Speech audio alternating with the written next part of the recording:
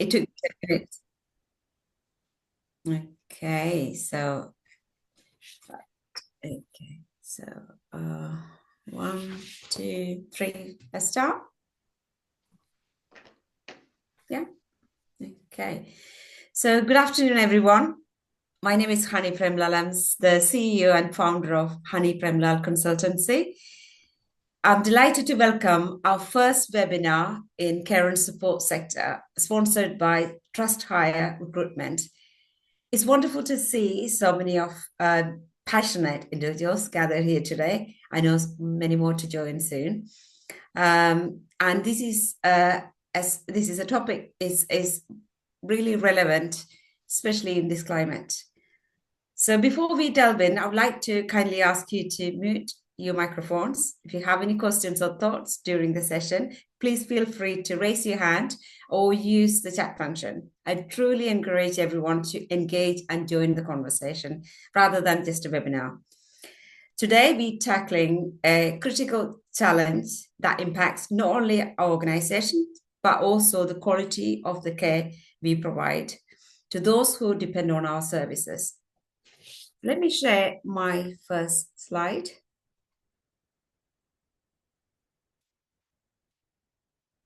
Okay.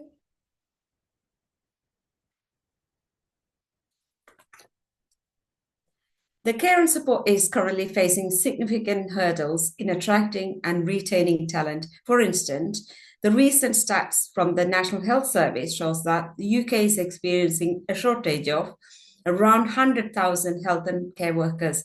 This alarming gap is primarily due to turnover rates averaging about 30%, especially for frontline roles. The report from Skills for Care in 2022 revealed that nearly 40% of care workers leave their position within the first year. This turnover not only puts immense pressure on existing staff, but also disrupts the continuity of care, which is crucial for the individuals we serve.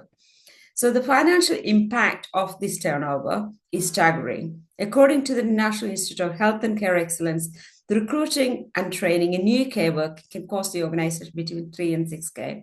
I know the higher jobs it goes to, the cost is getting worse and worse. This means that high turnover rates not only hinder service delivery, but also divert essential funds away from the key support services. To put into this perspective, the turnover rate in social care is 31%, compared to UK average across all the sectors is 15%. So additionally, the vacancy rate in the sector is 8%, compared to the average of 3%. So looking ahead, the demographic shift is also noteworthy. By 2050, the proportion of the global population aged over 60 expected to nearly double from 12 to 22%. So this highlights the urgent need for effective recruitment and retention strategies to ensure we can meet the demands of aging population as well. So given these challenges, it's clear that we need to implement innovative and effective strategy to our workplaces. It's not just about attracting the talent, it's about creating an environment where employees feel valued, supported, and engaged. So today's session, we will explore several key strategies aimed at improving recruitment and retention.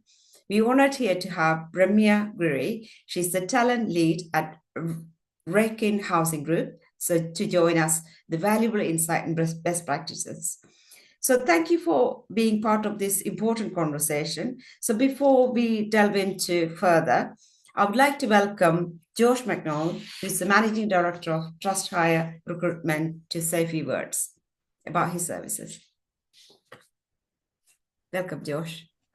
Hello, thank you everyone. So yeah, my name's Josh McDonald. I am the MD at Trust Hire Recruitment / Trust Hire Consultancy. Our approach across the sector is to support care providers in social care, as well as social housing providers across care and support, focusing purely on leadership, management, and exec roles on a permanent basis. Alongside that, we've most recently looked at supporting companies more so at the moment in the social care side, around how they can kind of use their brand, their story, and the unique residents within their homes to create inbound leads, which will support their occupancy, will help them recruit, and will also help them retain their staff. So we're doing a lot of work at the moment with organizations around their growth plans and what they need to do or implement to achieve their goals. So yeah, that's what we're looking to do at the moment. And I think one of the key topics that a lot of providers are having on and organizations are having at the moment is around retention and recruitment and where to best focus their time, energy, and resources. So I think with Ramya kind of using her expertise, knowledge, and experience, as well as I know Damien would be able to add a lot of value into this as well. It'll be really insightful to see what other people are doing that can help, others in the sector at the moment. So thank you, Honey. Thank you, Josh, for sharing that. And I am going to invite Ramya to share invaluable strategies and how we can, make the sector better. So over to you, Ramya. Thank you, Hony. Thank you, Josh. Great. I'm going to start by sharing my screen.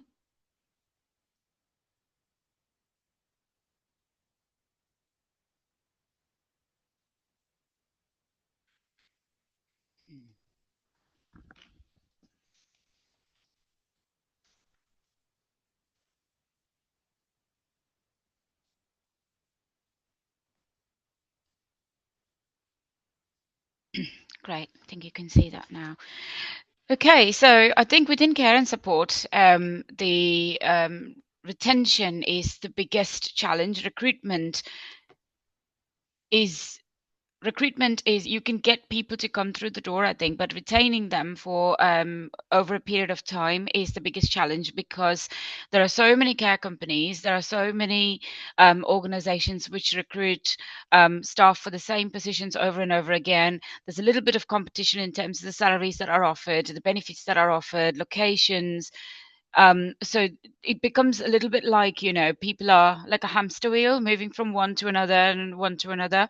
So I think retention is at 30% at the moment. That is the national sort of turnover rate, and we want to try and keep that below that, which has been our sort of strategy in the last financial year.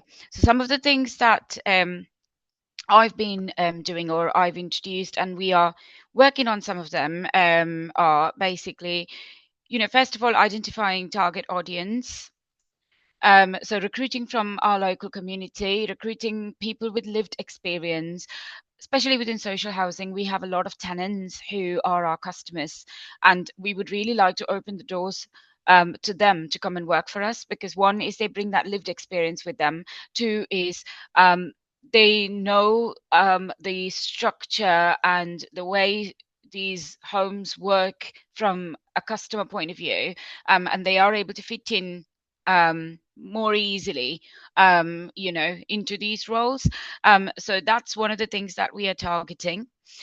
We wanted to encourage more people to find out about social care. So there's not enough information out there, or no one talks about like the organization, what we do here, what does Shire Living mean, for example, what does learning disability mean.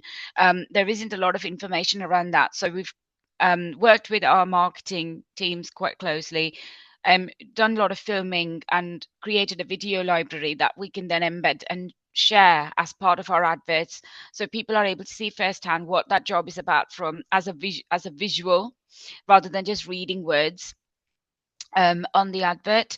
We've also done some work around filming of long-standing employees within our care and support unit. So this is to again showcase that there are people who work with us who've been with us for a lot longer. I'm talking about 5 years, 10 years, or even longer, and their progression route, where they started and how they've progressed, what's the support that they've had from the organization.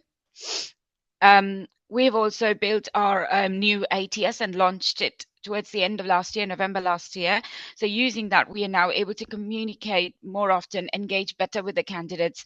We are able to give them an update on where their applications are at different stages of the process, which I think is very key in the whole process, because the more engaged we are, the more engaged they are with us, and the more it then fits in with the retention, because we are talking to them, or we're communicating with them at different stages even before they come through the door. The other main thing that we've done within recruitment as such is using what we call as values-based recruitment. So we have developed our own suite of questions, which are scenario-based or competency-based, 10 multiple choice questions. So when a candidate clicks on to a housing and care assistant, which is what we call it here, housing and care assistant role, they would be asked to complete, upload their CV, complete the right to work questionnaire, which asks if they've got the right to work here. And the next thing that they would see is the multiple choice questions that they would complete. There's a threshold that we've set, and when they score the threshold, which is 7 out of 10, is when we would then move them to long list, and we would have a pre-screen conversation with them. So the first thing that they do really is attempting that values-based questionnaire, and we are able to see how they're faring in that before we progress with them. So we are not really looking for that skill or experience at that stage. What we're looking for is how they are aligning with our values, how they are aligning with the basic care values. And we've taken these questions, the way we've formulated this is by using Skills for Care and resources from Skills for Care. There's quite a lot of resources there. It is a minefield. So it's about picking what you think is required and tailoring it to what your values are for your organization, and creating that creating those suite of questions. And that follows through the pre-screen call. It follows through the interview questions when they go through to interview stage, and they also have a site visit at the end, which then enables them to see where they are working, who they are working with, what kind of people they'll be supporting, what is their day-to-day going to be. So that then gives them the whole picture. So it's not just about us finding the right people, but for them to find the right fit as an organization where they believe that they'll fit in, they'll learn, and they'll get trained, and they'll grow as we go along. So moving on to the next one. So once we've got the people in, how can we then retain them? So in this slide, I've put some basic points, such as promoting positive working environment. But what does that actually mean? What we mean by that is taking their feedback on board. So before we started this values-based recruitment project, some of the things that we did was we took feedback directly from the staff that are working about any barriers or concerns that they have in anonymous forms. So it's not, when you're asking them in one-to-ones and when you're asking them in a face-to-face conversation, I don't think there's a lot that they're willing to share for various reasons. So an anonymous feedback form helped us identify that there were concerns around rotas, around certain processes, which wasn't really working with them in terms of flexibility. So we have now removed some of those barriers where we've promoted that positive working environment. We've given opportunities for them to be more open and transparent and have an ongoing open dialogue with their managers, with their assistant managers who are there, and to give them the opportunity also to understand what is their motivation. So what actually motivates them? Is it like, flexible working? Is it more around rewards and recognition? Is it more around benefits? What is actually motivating the workforce? And how can we tailor some of our packages or what we offer on a day-to-day basis? Sometimes it would come down to something very simple, like for them to have like a 10-minute conversation at the end of their shift with someone, because it is a very intense role, is what we all need to understand.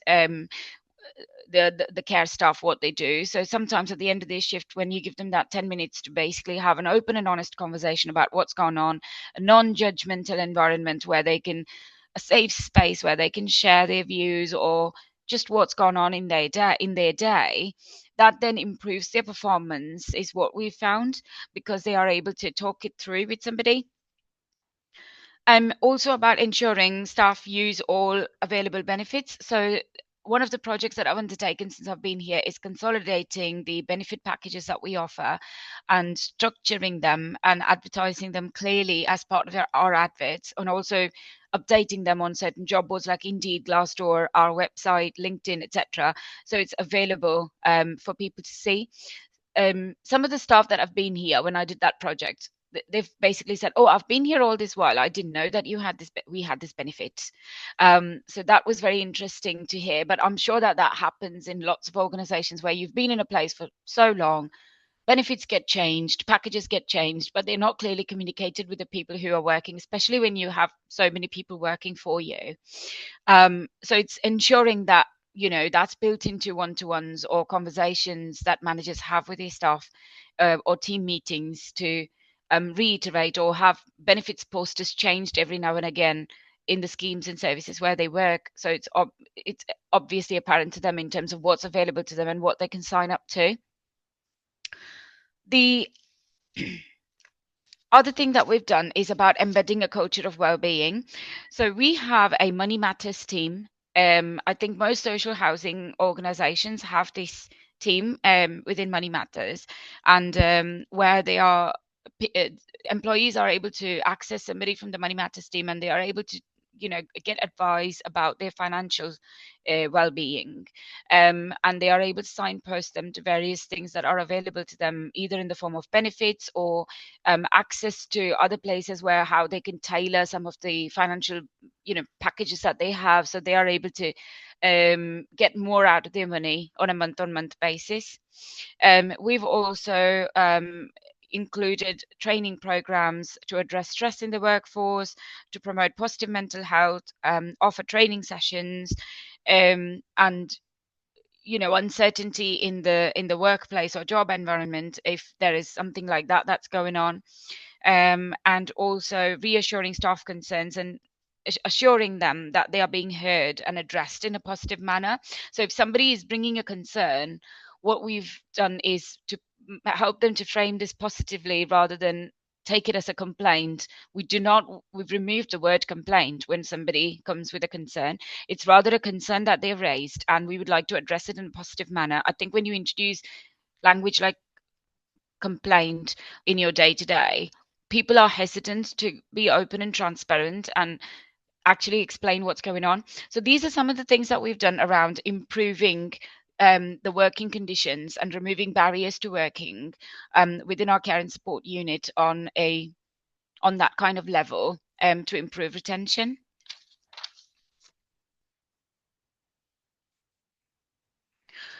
The next thing is about investing in workforce and careers. So there was somebody here who talked about providing basically a bridge between employers and providers in terms of training and other opportunities, which I'll be very keen to hear about. Some of the training and development that we've done is, I think everyone is aware that when you're working in a care environment, there's compliance and mandatory training that everyone needs to complete in order for them to do their work on a day-to-day basis. Outside of this, we have developed a suite of training and development programs as part of our new LMS system, which is open to everyone to access. So these are training that's outside of mandatory training. So it could be something like training in customer service. It could be training like how to tackle difficult situations at work, for example. It could be about team working, problem solving. It could be anything from a small topic to a big health and safety. There are loads of things there that is outside of their job role, which is available to them online. Some topics are also available offline, and they will be management development training. So if people want to progress to a management role, for example, and they don't know how to go about the routes or the ropes and things, and they could be signing up to that training, all they need to do is let their line manager know that I would like to do this training that's outside of my mandatory training, and they will help with allocating the time that they need during their work hours to be able to attend that training, either online or offline. So that's something that we have started doing now. Celebrating success, again, this is either in the form of money or feedback or recognition. So we try to go away as much as possible from financial rewards, because we've got to be consistent and fair towards everyone. But we have what we call as a thank yous board on our local, our company intranet, where when anyone receives positive feedback, it goes on there, so the entire company can actually see that person's name and what they have actually done to achieve to receive the feedback, and what feedback they have received. So that, I think, has really been useful in boosting morale, but also helping bring people forward in terms of being able to celebrate each other. So it's not always coming from the manager, it could come from somebody within your team. You don't always have to look up to someone who's your manager to recognize you, but that could be sharing those values between your team members and celebrating each other's success, and what you've learned from each other as well. Growth opportunities. There are a number of lateral growth opportunities that we offer. I'm really proud to say at Recon Housing, we offer a lot of internal growth opportunities. We don't particularly score people on skills and experience all the time. It's more about meeting the values. It's more about having transferable skills, and what willingness to learning attitude that they have, that they are then able to bring across to a new role. So we have roles like retirement living coordinator that a lot of care, housing and care assistants move on to. You can move to supported living, learning disability scheme. So there are those that they move on to as well. There are also customer service, customer liaison roles that are suitable for them that they move on to. And from there on, they progress within the organization, which then helps us with retaining that person longer term as well. That's all of my slides, actually. Thank you, Remy, for that insightful information. So Thank for you. me, before get any more questions, so I'll kick off with the first question. So what sort of trend you see at the moment in terms of the turnover? What reasons people are leaving the roles? Do you analyze those sort of Yeah. surveys? So with our ATS launch, we are able to get that data now in terms of, why people leave. Most often than not, this before we embarked on this values-based recruitment, the majority of the reason that came about was lack of flexibility. So it could be because of location being very far from where they are, or the shift pattern not really suiting their work home life, not able to meet home balance, really. So that was the majority of that. Those two were the main reasons that were coming up. And that's what we've tackled with the values-based, but also having those conversations around being very clear in our pre-screen call about the shift pattern that is available at that particular service they've applied for. Are there any other services that might be suitable for them? If they've applied for a day role, but actually a night role would work better for them, then having those discussions, having open conversations then and there, right at the beginning before they even go through to the interview stages, then helps us with tackling that issue a little bit better now. Thank you, Remy. Another thing I noticed is, you mentioned about growing people within the organization. I think that's a great idea. And they also come with some concerns as well. Mm-hmm. Without proper training, a lot of managers become accidental managers. Yeah. And they land on a job, because I remember was a housing officer, I become a head of housing manager without any training and development and things like that. So, you start managing people, and then obviously that's a different skill set. People don't realize, doing your job and managing people is two different things. Yeah. So a lot of organizations don't put enough time and money in nourishing those talents. There's talent is there, but you do need to nourish them. So what's your view on that, and how do you think we can help them, especially I think you've pointed out something really, really fantastic, actually, because we have had a couple of these, I think, like all organizations, where you do become accidental managers because you've demonstrated that skill through your interview.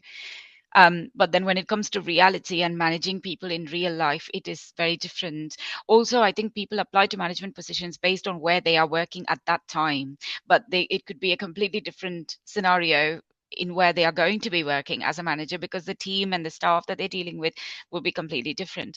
So that has definitely happened, and we've had a few people either step down or move to different roles, lateral roles, which does not involve management.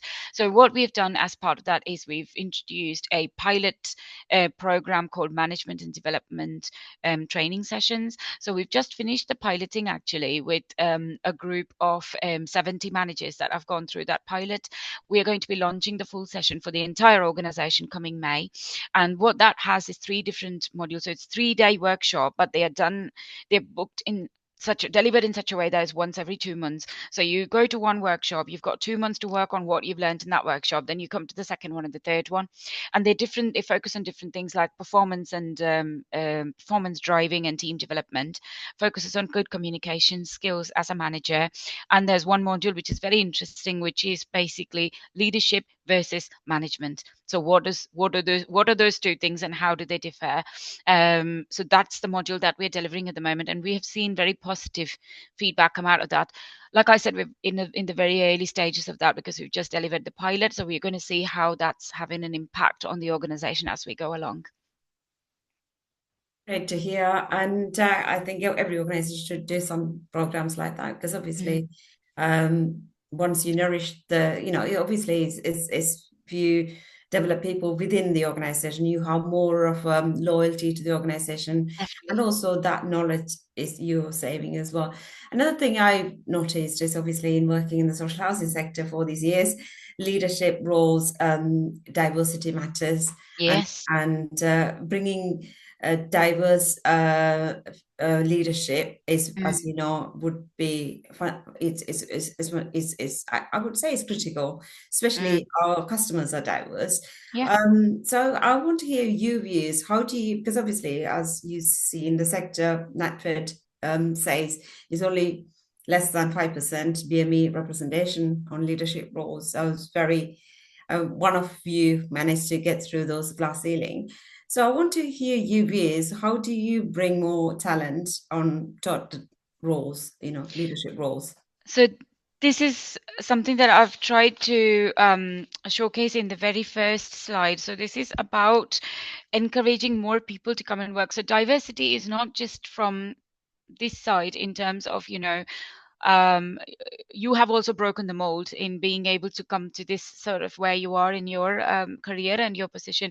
And I think working in this sector and other not-for-profit sectors in the last few years, the last 13 years of my career, what I've seen is there are very few people who want to work in the sector. So it's both ways. I think it's about diversity, where the organization is then choosing to have more diverse employees, but you can only have diversity if there are people from those communities actually applying for those positions. So what we are looking to do now is taking our organization to different levels. So we are going to colleges and schools where we are talking about, okay, this is what we offer, this is what we do. So we are helping students understand that, okay, I can actually work in this sector. Oh, so in social housing, I can also work in computers. I can also work in finance.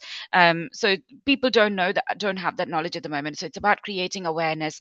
It's posting more things on social media, so having a presence there, being more visible. Going to different drop-in sessions. So there are lots of community drop-in sessions that happen around in various areas. So having a 15-minute slot or a 20-minute slot just to go and talk about what we offer and what social housing does, and how coming in and working for this organization, they will be making an impact on the community. So that is what we are doing to increase or improve that diversity, particularly within leadership. It's always unmute and mute is always a struggle, isn't it? So it's one of the things I'm doing, part of which is Women in Social Housing London. I'm chair. Be working with the university, London Met University, but I did my MBA as well. We have strong relationship with them, and working with some housing associations, whether the students, after they're finishing the housing qualification, they can come and do some work experience. I think that is obviously now part of CIA's this year's presidential campaign is about choose housing, because I know most of us worked in the housing sector has actually landed on the housing course rather than choosing. So it's really good to get that targeted approach to get people. There's so much variety of roles you can choose in a housing sector, isn't it? So, so it's interesting that you work in the communities and different organisations. So before I ask any further questions, I want to open the floor. Anyone to ask any questions? Unmute, and if you want to come on I'll take your camera and then ask that question. Hi. Yeah. Hello there. Can I just say, for someone that bangs the drum about values-based recruitment, what a pleasure it is to hear a TA talking in the way you have about recruitment is just wonderful to hear. And thank you for being so brought into a process that we know is amazing. One of the things that we know is, recruit to values, that's one part of it. But do you demonstrate the values as an organisation? You would obviously know your values from the way you're talking. Is there a set of values that you think really resonate, that when people come through the door, your whole body goes, this is the people that we're looking for? What are those things that are the big highlights of a candidate walking through the door that really makes you go, we've got a good one here? Great question. So obviously they go through the values-based recruitment sort of questionnaire first, so we don't see them firsthand. But when we speak to them is when the pre-screen call is when we are able to talk. So first of all, I think we've got is a set of values, and we've got a set of behaviors for under each of the values. So open that up so I can read out a few for you.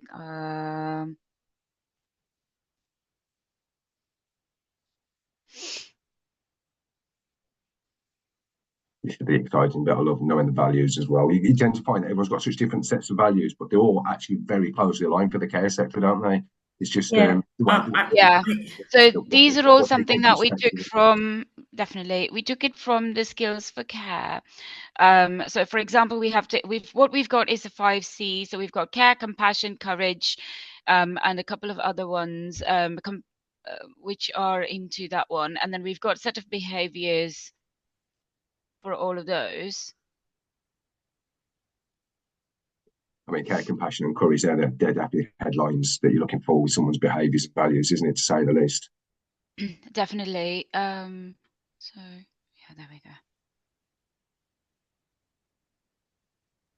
That's a great question, because I also drive by values and behaviors. Often when you recruit someone based on that, you can actually give the additional training, but you can't change someone's values and behaviors because they're already in, that's why they bring in. So a lot of organizations sadly go with that skill and how, what experience they got. They don't look at what they bring. So the one, person can ruin the whole organization. So it's really important that value driving, that culture need to change. So that comes from the top as well. Absolutely. Definitely. Yeah, definitely it comes from the top. I mean, we need to show that we have all of these values. And I can share some examples. So the values that we've got are care, compassion, communication, courage, and commitment. So we call it the 5 C's, and we've got various behaviors listed under each of them. For example, just to quote care. Under care, we would have placing individuals at the heart of the service, ensuring services are delivered with empathy, dignity, respect, inclusivity, and integrity at all times.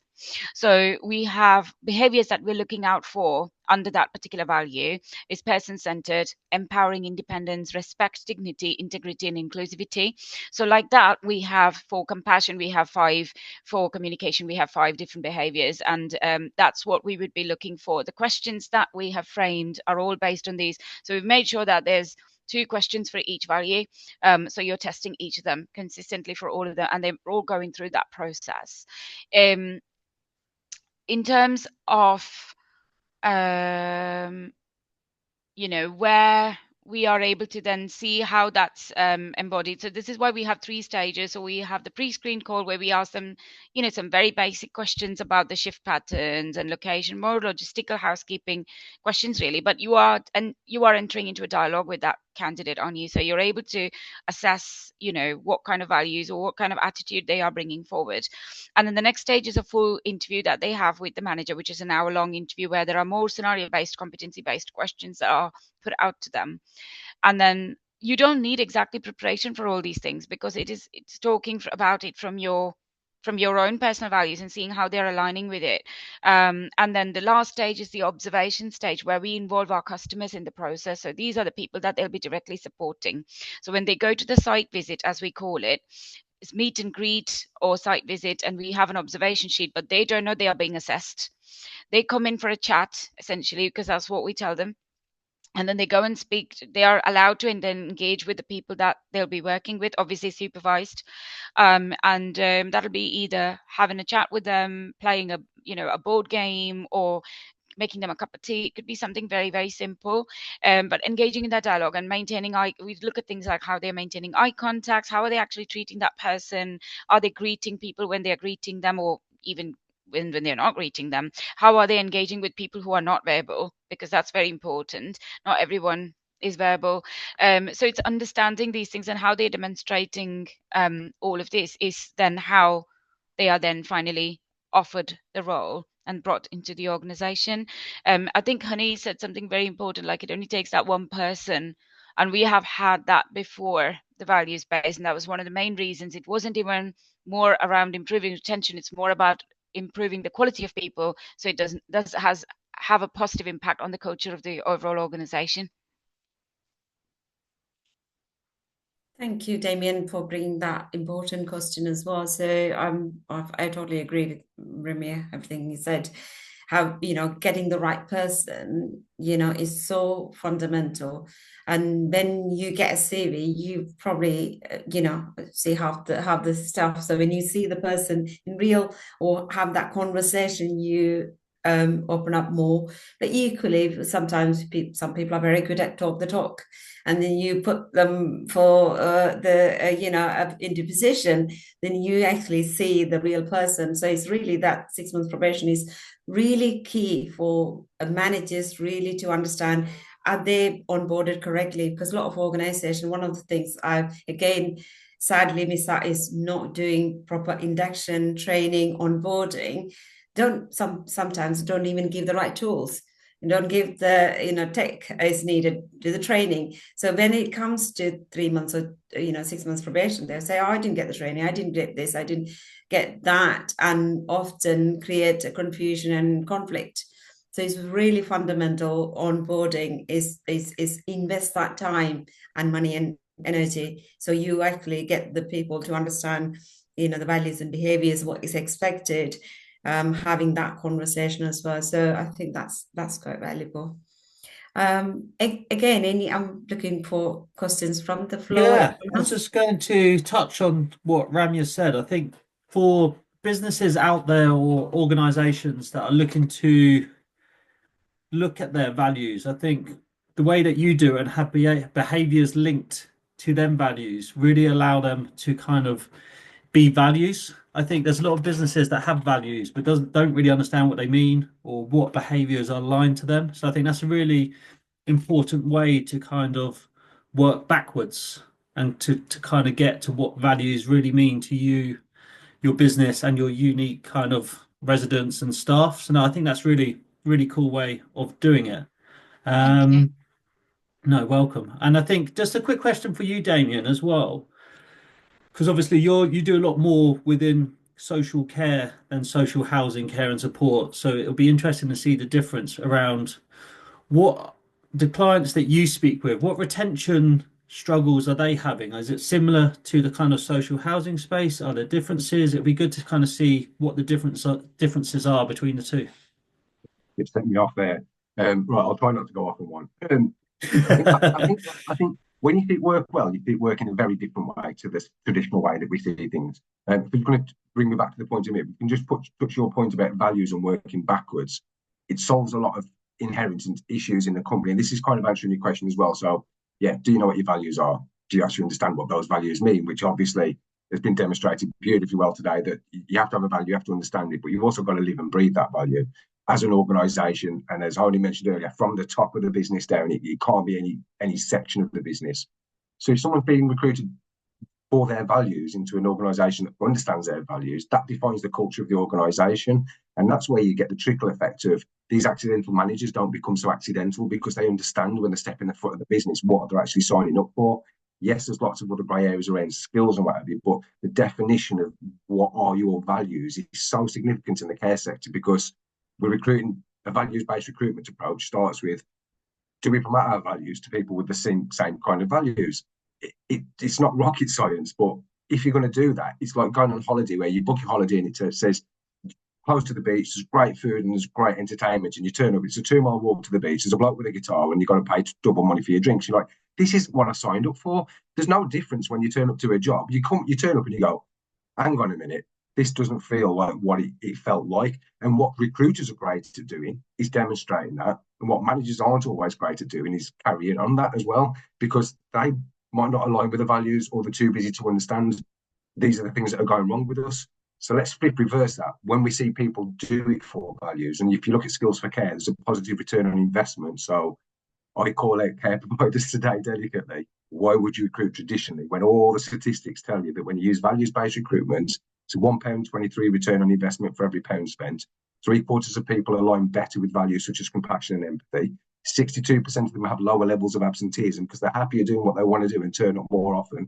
But ultimately, and the bit that people forget, and the bit that's so important, is people get better care from these people. All the benefits of people staying longer is great. Better care outcomes, that's what we're trying to achieve. And when people get to give better care outcomes, they want to give more care. So you start reversing this cycle of why we're losing people, where you're enhancing people. So if I quote unquote it all, it's dead easy. Caring people want to be cared for. And the second you can demonstrate that as a care provider, you start winning the game by talking about them as individuals. Has that kind of answered your question a bit? Sorry, because I will go off on one. Yeah, no, that's spot on, Damien. I knew I could always rely on you, mate. It's such a pleasure. So we've probably similar to yourselves. I'm really interested to see how your management tools and changes go, because we're developing the manager's assessment, because we also understand that you can do all the right things to recruitment, but if the manager's not doing things the right way as well, and that onboarding piece is significantly important. Now, we know that something like 40% of the people that leave a role in care and go to another role in care, so they're not disenfranchised with the sector, they're disenfranchised with the role, is because they didn't have personalised learning and development. It was just mandatory. You need to do this because you need to do it. It wasn't around the individual. So as soon as you can identify in your behaviours, for example, you might need some support around communication or resilience, and I'm going to give you that personalised learning and development, that's a win. But also having a valuable conversation with the manager within the first 4 weeks, which you would think is standard default. Some people can work, especially on night shifts, and never meet the manager. Where's the value in that? And how do we change that? So being able to understand the dynamic of the manager, building culture, aligning with values, understanding these things is also the next side of winning this big retention and turnover issue that we have. So Damien, I know since COVID, people are working more of a hybrid at the moment. Do you see more difficulty in getting people, especially the new people, understanding the organization, understanding the values, and get that whole company ethos? It's more challenging, isn't it, now? Because the senior managers or managers may not be around. They may be, meeting them to Teams or Zoom or things like that. So how do you find that balance? I think it's just, I hope this answers the question, but when you see it, you can see it. It makes sense. It's done well. People get it. And it's when people get that values mean something, and you can be in a room of people and look, we're seeing today straight away, here's our values, and here's what they mean. That's understanding. It's a small thing, but it's also a massive thing where lots of companies, you just couldn't tell you what the values are, or they have different variations of what they think compassion and empathy may mean. And so to be able to be really clear, I think, is the first thing. And then it's kind of say what you do what you say, live and breathe those through everything that you do. And especially if you've got a recruiter that's talking about compassion and empathy, but isn't showing that on the call, then straight away you've got a failed mechanism taking place. So this is what I mean by living and breathing. How do you demonstrate it? How do you show it? And I think you're quite right. In today's, we've got a massive challenge with the way that society sees things, perceive things. But the one thing that people want is honesty. and openness. And I love the thing earlier that Rami was saying around change of tone of language, for example. It's not a complaint, it could be a concern. We don't call interviews, we call them career conversations, because effectively it's a conversation around your career. And if you get through that and we get through that, you'll go to an interview. And let's be real about that. Let's take down these barriers. Let's talk to people. So I think the fact we can do this as a sector and be more open to speaking to people normally, rather than making them jump through hoops to do a job that we're assuming that they're going to want to do without really, here's a good day of a care and here's a really bad day of a care. Have I put you off yet? Just assuming all the way along that they're going to turn up for an interview, and it's our job to constantly check in and care for this person and demonstrate who we are as an organisation. So I agree. I think it's harder, but I think the sector's getting better at understanding that we can just talk to people, because that's what we want our staff to do, is just talk to our residents and support them. I really like when you said changing that to conversation. Well, I remember one of because I'm chair of one of the housing association. We do care and support for older people, and when we did the recruitment, I joined most of the senior level and other as well with the CEO. And we offered tea, and the candidate was really shocked. Oh wow, it's the tea was offered at the interview. This is different. People are smiling, and that's different, not a stiff face. So it really made massive difference how they automatically said, "Oh, this is the organization I want to be," rather than, "Oh my God, how these people are going to be." So it's really shift that the tone. So it's really important people feel that welcoming. A lot of organizations, these values, even though those are the nice 5 values that you mentioned, Ramya, sometimes it's on the wall, people don't see it. And care, where's the care, in that. Yeah. Any other comments or questions? We got 9 minutes left. Anyone?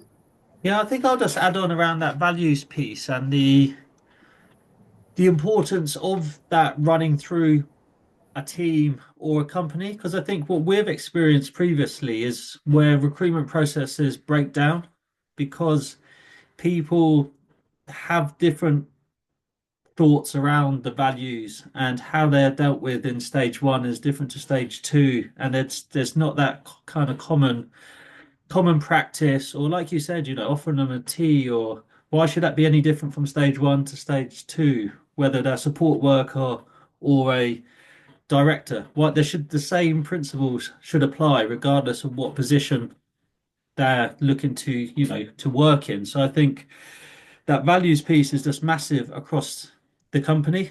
And I think, like, Damien said and Ramya said as well, if you hire based on values, you're going to get them people in the business. As soon as you miss that once, you've probably potentially got someone in who could be a bit of a bad egg. And actually, that's now going to start having a lot of issues just by having 1 or 2 people in the business. So I think, yeah, that values piece, I think, is such an important topic because it makes such a difference. Thank you, Josh. And I'm conscious that Tom, do you want to ask a question for Ramya? Yeah, so I was just gonna ask. So you mentioned that sort of go ahead into colleges. Is that speaking to students or curriculum leaders? Okay, so we go to colleges on career events, and then we basically talk to students directly. We offer work experience, we offer volunteering opportunities as well for Duke of Edinburgh and various other things. So there's lots of avenues through which students can come in and experience what it's like to work for us in different departments. We also engage with schools on specific group activities. So we had a group activity with a local school where they came in to work on a particular marketing project. So they're A-level students. They came in to do a particular marketing project for a week, and then they had to present it at the end, and then we had a panel of judges who then chose the best winning team in that project. So it was very motivating. It was very different. It was taking them out of their classrooms and getting them to do something different, fun, and something to experience differently. In addition to the role that I have here, I'm also a volunteer enterprise advisor, and I work with an organization called Marches LEP, which is local enterprise practice. what they do is they partner. They're a social organisation, completely voluntary. The organisation is quite big, actually. Partner with lots of local secondary school within this West Midlands county, and help them with something called as a Gatsby score. So the Gatsby score is what helps each school to demonstrate what their score is in terms of bridging the gap between education and employment. So as part of that, I get to have lots of conversations with the actual people in the school, like the careers advisors, the careers team that is established in most of the secondary schools. I'm able to go to meetings, talk to them about opportunities that are available, and help form that bridge between education and employment, really. So I've been doing that since 2022 now, as part of that organization. So it's outside of my work, but within my workplace, this is what I do. We have a social value team, that's part of Regan Housing Group as well, who focus on working on these things to, book into career events or school events. And I'm going to one this afternoon after work, actually, from 5 to 7. So luckily the school is just next door to our office. But that's what the social value team does. The other things that social value team does is for adults. It's not just for, youngsters. With tenants and people with disabilities, or people who would like to work for us but they don't know how, is they would have we have things like Get That Job workshops that the social value team offers in different areas in the local areas. So they would get a community hall or go to a library or wherever it is that is available, and run these workshops where provide tips on how to write a good CV, how to attend a good interview, how to do a good interview, basically interview skills, how to ask questions in interview, not just answer, remove things like fears and barriers and nervousness, that sort of thing. So these are not achieved in one workshop, as you'd appreciate. So there are lots of people who come to these workshops on a regular basis, and they work with them, and we share those success stories as part of our socials as well. So if there's anyone who's gone through that sort of process and they are then getting a job with us, that's a big success for our organization as a whole, because of the time that we've chosen to invest with that particular person. And we do a bit of PR around that, and we share that story because we want everyone like us to do the same, really. I've just another quick question. So it's around when you're speaking to people that potential recruits, how are you getting over, or how are you trying to combat their potential negative perception of working within the sector? Is there anything specific that you're doing to sort of alleviate some of their negative perceptions or concerns? So right from the beginning, I feel like the job advert is the first form of communication that we have with candidates. So in that job advert, we make the most of it, and we put lots of information about the place where they're going to be working. Yeah. So it's not just that, oh, we've won this award or that award. It's more about what's the actual place that they're going to work, and what is it like. So give a bit of a description around what that place is, how many people will you be supporting, what are you going to be supporting them with, that sort of thing. And then obviously the link that we share with the YouTube link that we've got, it talks a little bit around what it's like to work for us. When we have the pre-screen call, we talk to them around the values, at the same time share positive stories around what's happened in that particular service. So it's not just launching into that pre-screen call and asking them questions, but giving them a little bit of information about that. If it's a new scheme, then we talk about it's a new scheme, we are going to be serving that part of the community there, and giving more information around that. So that's how we kind of alleviate that to start off with. Now, inevitably, obviously, when you have conversations, you do ask people if they're currently in a care role and they're moving, you do tend to ask the question, why are you leaving your job? And that's when the can of worms open. They start talking about the negativity that they face there. We don't shun them. And we don't say, oh, okay, that person has been negative, or they've said negative things about their previous. Lots of people think like that, where, oh, you're not supposed to say negative things about where you're working because that creates a negative impression of you. So we do encourage positive comments in terms of why do you want to work for us, but at the same time, why have you left your existing job? And if there are things that they quote about, actually the values didn't align to us. Some people say they did not meet CQC standards, which then shows us that this person is really passionate about the care that they're delivering. Lots of insight that you can get from asking those kind of open-ended questions, and giving more information, but also being very non-judgmental around. So when they say something that you don't show disbelief or shock or it's about your tone of voice and how you're demonstrating those values, like how Damien pointed out as well. Okay, great. Thank you. Thank you, Remy. I'm conscious of the time. We have a minute or two. Is there any questions from the floor? If not, Tom, could you quickly say your organization? What do you do in a minute? Yeah, sorry. So Tom Woods from the Surrey Chambers of Commerce. So we're the employer representative body for the Surrey and Mid to North Hampshire local skills improvement plan. So that, in a very, very, very short description, it's a Department for Education funded project that essentially looks to bridge the skills gaps between employers and further education providers. So employers getting the skills they want into their workforce. And it's not just the care sector, although that is a big sort of priority that we're looking at within Surrey and North Hampshire, but it's other sectors as well that we're looking to bridge those gaps. So that's just a kind of short description of what we're doing. We are coming to the end of the session. So firstly, I want to say thank you to Remia for sharing her insightful stories. Can we have a round of applause? I know we do it if it's in a room, so it's the same thing. Oh, thank you. And I think that there's more opportunity for us to have conversation like this, because there's so much to talk about. Recruitment and retention, the whole piece really about well-being, right, setting the right culture with the right values driving organization as well. So it's important, and thank you. I know someone left, I forgot the name, sorry, George.